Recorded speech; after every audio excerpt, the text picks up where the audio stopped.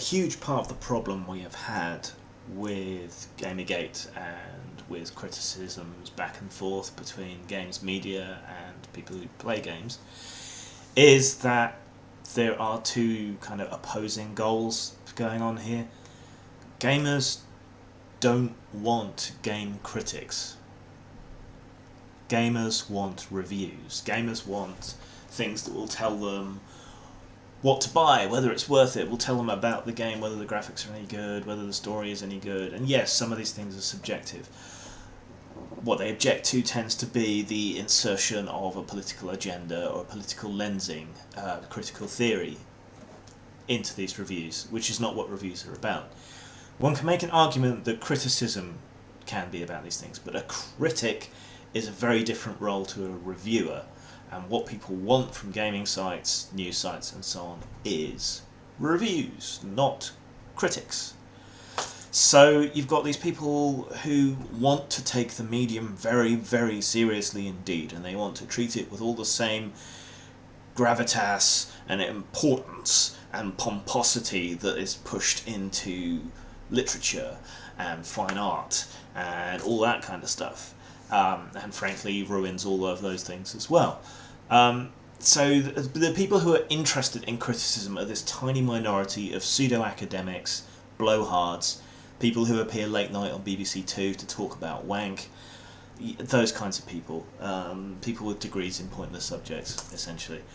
And that's been a problem for artists, writers, you name it. It's a problem in the Hugo Awards now, in that books are no longer being awarded prizes because they're good, they're being awarded prizes because they are worthy and they tackle the right subjects. And oh look, there's a transgender alien hamster on a distant planet where everyone's prejudiced and they overcome everything. Well, is the story any good? Well, no, but it ticks all the right boxes and does the right things. Which isn't to say such a story couldn't be good, but too often it isn't, because issues often get in the way. So, rather than getting what they want, a review, people are getting game criticism from people who are probably just frustrated that this is what they want to do and they've actually got a job reviewing games. So they turn their reviews into criticism, and when you go in wanting a guide on what to buy, what you get instead is someone pleading for their life from a Vogon. So, Earthlings. I'm not an Earthling. Quiet. I present you with a simple choice. Think very carefully, for your very lives lie in your hands. Now choose. Either die in the Vectromo space, or tell me how good you thought my poem was. I liked it. Huh? Oh yes, I thought that some of the metaphysical imagery was really particularly effective.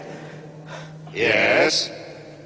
Oh, and interesting rhythmic devices which seem to counterpoint the serialism of the underlying metaphor, the humanity, Vogonity. Oh, Vogonity. Sorry, of the poet's compassionate soul, which strives through the medium of the verse structure to sublimate this, transcend that, and come to terms with the fundamental dichotomies of the other. And one is left with a profound and vivid insight into whatever it was the poem was about. So, what you are saying is that I just write poetry because underneath my mean, callous, heartless exterior, I just want to be loved? Is that it? Well, I mean, yes. Don't we all? I mean, deep down, underneath, you know?